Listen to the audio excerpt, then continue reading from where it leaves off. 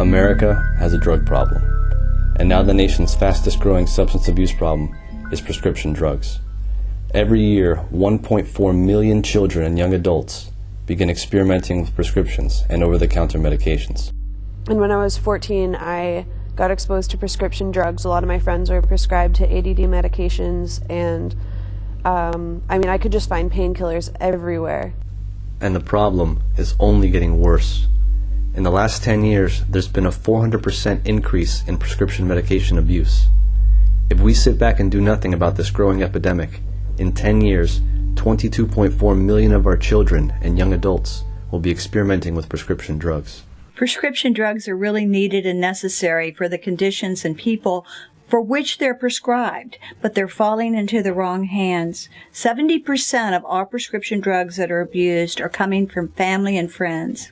We can change that. Be aware, don't share, lock your meds.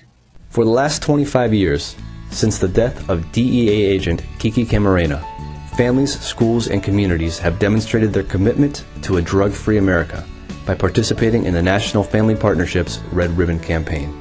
During Red Ribbon Week, October 23rd through 31st, we are focusing on prescription drugs, and we're asking everyone to join us in helping us reduce the epidemic that we're facing.